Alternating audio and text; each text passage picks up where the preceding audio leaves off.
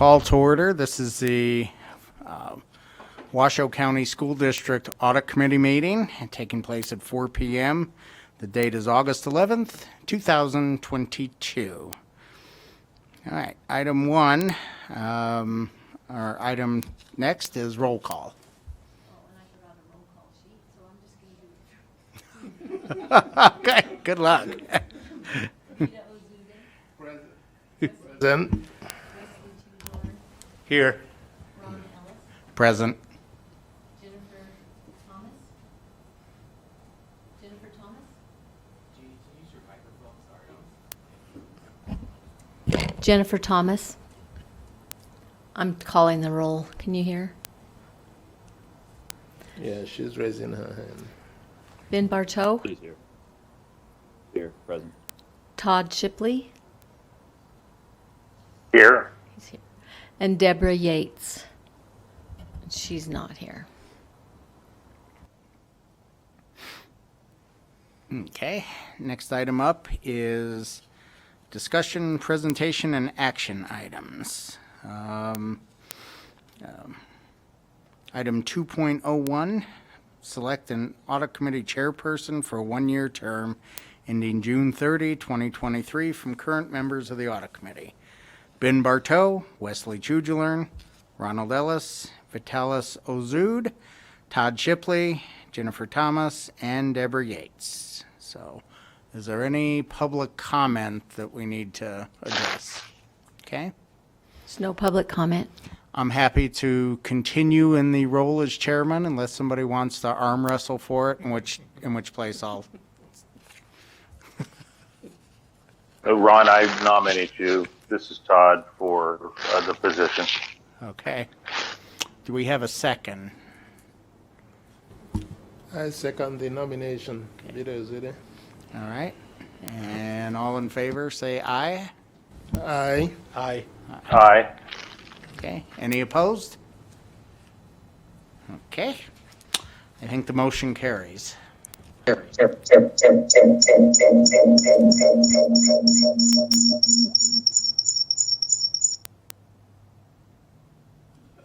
Okie dokie. Really carried. All right. Next item for discussion is selecting a vice chairperson for the audit committee for a one-year term ending June 30, 2023. Right now, that is the choices would be. It's me, it's Todd Shipley. Todd Shipley, Ben Bartow, Wesley Chujulern, Vitalis Ozud, Jennifer Thomas, Deborah Yates, and Todd Shipley.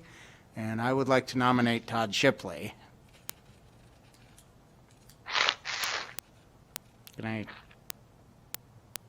Any second on the motion? Okay. Yeah, I second. All right. And all in favor, any public comment or discussion on the item? Okay. All in favor, say aye. Aye. Aye. Aye. Aye. Anybody opposed? Okay, motion carries. Let's see. Item next, 2.03, approval of the minutes of the audit committee meeting held May 12, 2022. Do I have a motion to approve the minutes?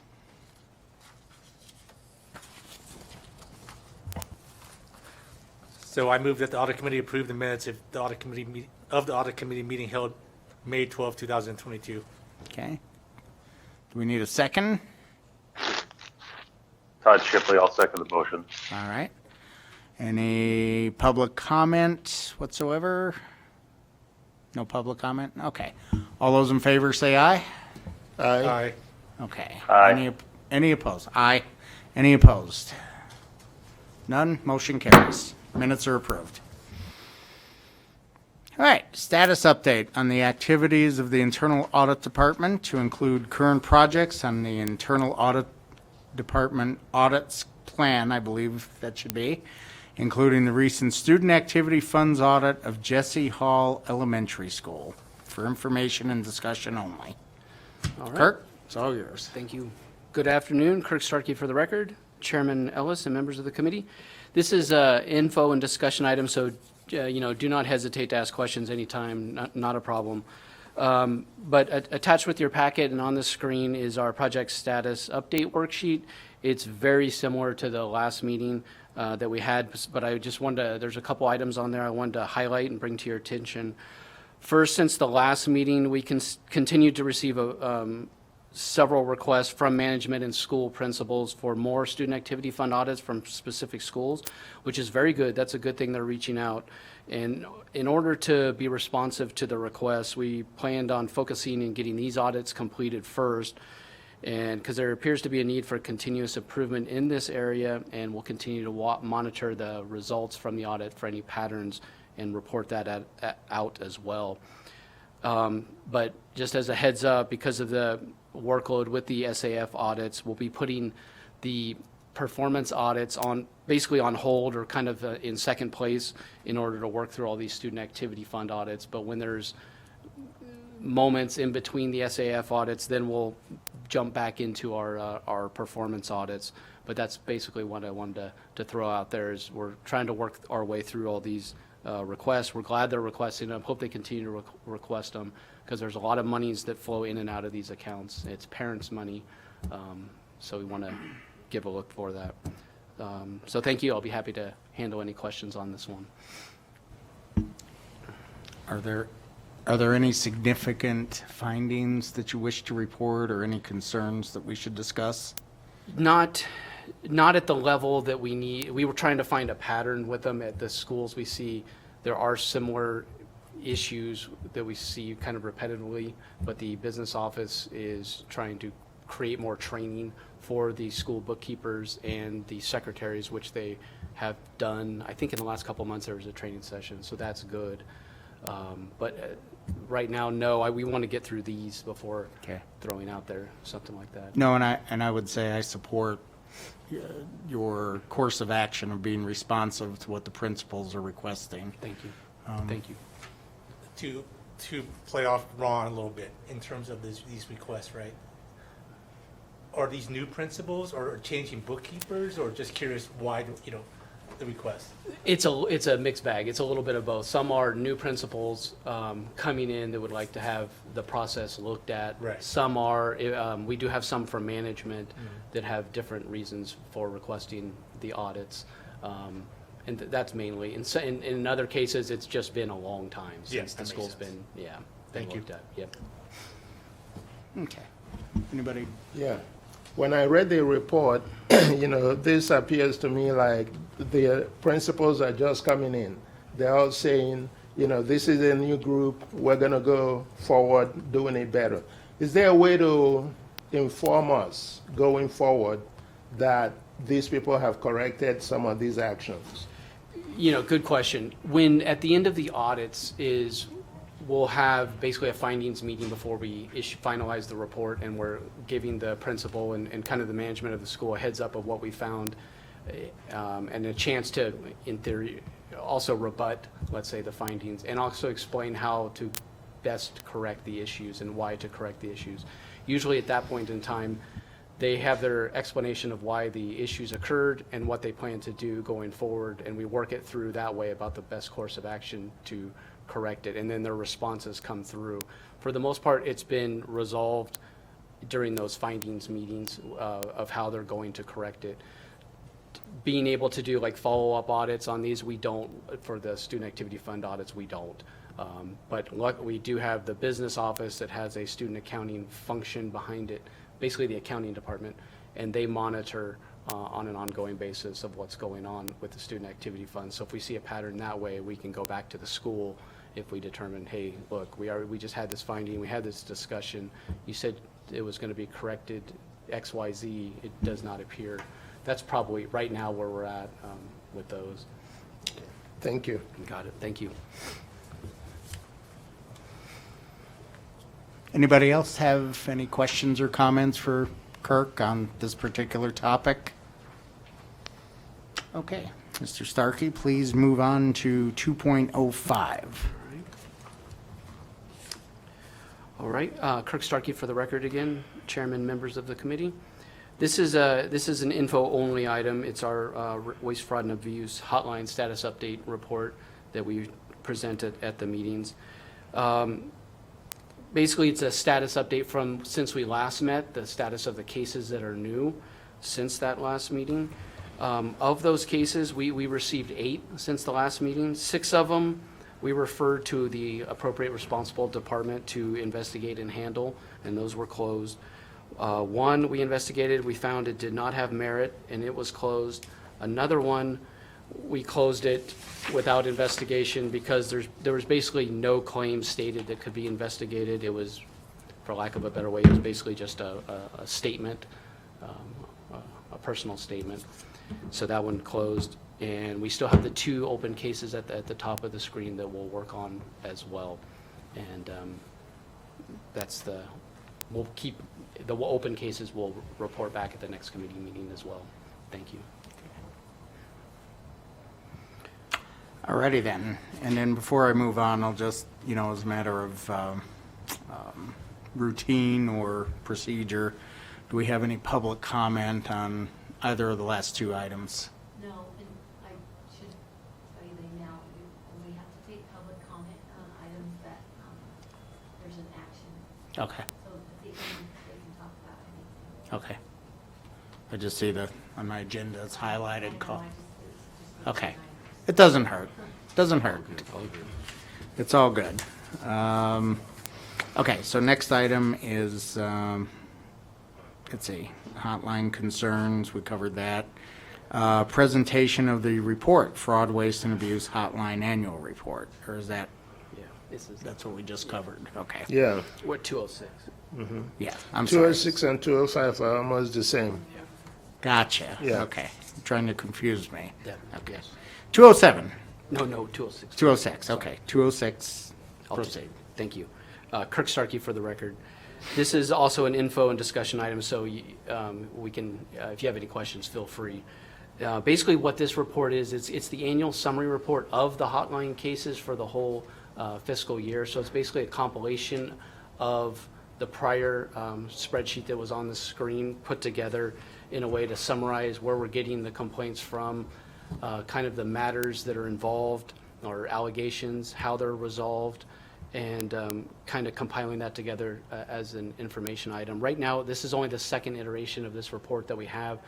So as we move along, as we get a couple more years under our belt, we'll be able to put more of a year-over-year comparison together. Right now, I don't think it would be too informative to give you 2 years, but give us another year or so and we can have a little more year-over-year results and outcome of the program. But I would say from the increase in cases we've got this year and in the last year or so, and the wide range of complaints, the different topics, and from the different sources, that I would say recognition and awareness of the program is definitely increasing, which is a good thing. People know the program's there, and if they have issues, they can reach out. So I would say it's demonstrating success in that way, and providing an outlet for people if they have concerns of a one-stop shop to report the complaints to. So thank you. Okay. Questions, anyone? Mr. Jugler? So we turn on the light, yeah. So actually, I had a question based on your comments. You said the complaints or the call-ins have increased due to awareness, right? Or is it due to more complaints? Yeah, I'm just curious. Yeah. Great question. Honestly, I don't. You might be It's right. hard- It's hard to say, tell. right? The reason, the one thing is the year over year. It's basically 100% increase from last year, but the prior year was kind of coming out of COVID. So they had a lot of operations that were makes sense. down and not Yeah. involved. So I couldn't tell if it's Yeah. just us being up and running again. Has the strategy changed in terms of the communication of the hotline though from prior years? Not so much, Not so no. much, One way our superintendent reaches out and informs the schools, which was great. We just had at the last board meeting on Tuesday, Trustee Church made a comment during his 3-minute session, which was great. He brought awareness from the report to the public, basically, if they were watching on the feed in public about the program, which was fantastic. That type of stuff helps us Great. out. Yeah. Thank you. Yeah, Yep. but good question. I have a question on that. On the fraud hotlines, when you guys refer it to another agency, do you guys ever stay in contact with them to see if it was resolved or what happened to it? Great question. That's also it depends on the circumstances. If it's personnel related type issues, which we get several of those, we don't. We kind of go to HR or labor relations and let them resolve it in that methodology. If it's something, let's say it's a school police, like a safety concern matter, a facilities management matter, usually, or things like that, yeah, we'll get usually the chiefs that we forward it to reply back with evidence and information of how it's been corrected. So, yeah. Thanks. So you would close those cases after you get feedback from? Correct. Have you gotten, I have two questions. Okay. Have you encountered anything in your investigations that rose to a level of criminal misconduct? And was anybody ever referred for prosecution? Through this program, no. Okay. Yeah. And then, have you ever had an instance of getting a report involving human resources about human resources type issues? And how would that proceed? No, that's a good one. I am trying to think. We don't have any, there's been no complaints I can think of on the HR department itself.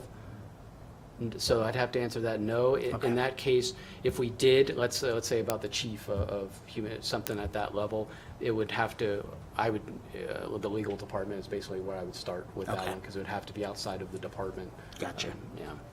Okay, great. Anything else from anybody on Teams? All right. I know we don't have to call for public comments, so we won't. Closing items, right? Or do we have the Seven. Calendar? 207. Calendar. Yep. Okay, Kirk Starkey for the record again. This item, as you've become aware, accustomed to, is kind of our informational only high-level item. It kind of shows basically the key points is the dates of the next planned meetings. But I did want to draw your attention, the next upcoming meeting in November is a big one for the district as a whole, because that's where we'll have the outside financial statement audit from the CPAs. They'll be presenting that one, so that's a big meeting next quarter. Other than that, if you any issues on the dates, times, please reach out. Not a problem. But thank you, and thank you for everybody before I close on this one for taking the time today. Much appreciated. Okay, closing items. 3.01, public comment. Comments from the public are invited at this time on topics not specifically addressed elsewhere in the agenda. Citizens' request to speak card should be filled out and submitted to the recording secretary before speaking during the public comment section. All persons are limited to 3 minutes per item. In accordance with the open meeting law and on advice of legal counsel, the public body is discouraged from discussing and precluded from deliberating and/or acting on any items raised by public comment which are not already on the agenda.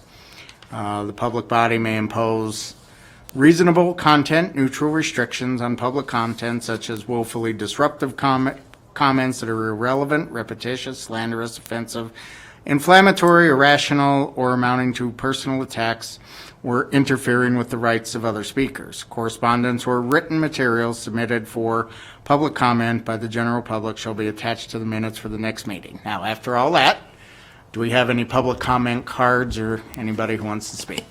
There's no in-person public comment, Okay. but you received public comment from via email from Joe Morabito that I've forwarded to everyone. Okay. I'd like to make one public comment. Okay. I'd like to, our office has an opening for an internal college intern position. If you're aware of anyone that's interested, please send them our way. We'd appreciate it. It'd be a great experience, I promise you. Just basically the only requirement is be enrolled in college, have one business class under your belt, and have a 3.0 GPA, and send them our way. We'll be happy to talk to them. It would be appreciated. Thank you. Okay, and I What think timeframe are you looking for? formally we went over the calendar, and the next meeting will be November 3rd. Everything's got it. Yeah, Oh, I'm sorry. Go ahead. Go right ahead. What time frame are you looking for the intern and how many hours a week? I believe it's about, they can go up to 19 hours a week, and I would say probably starting when they're ready, if they can put in. It's because the position's out there, it's ready to go. We have their computer. Okay, so part-time and starting Yeah, whenever. sorry Okay, about that. thanks. Yeah, part-time, yeah. Okay. Okay, now, announcement of the next meeting, unless anybody else has intern comments. Next meeting, November 3rd, 2022 at 4 PM. And on that, we don't need a motion to adjourn, so I'm going to adjourn the meeting unless there's anything else. Meeting adjourned.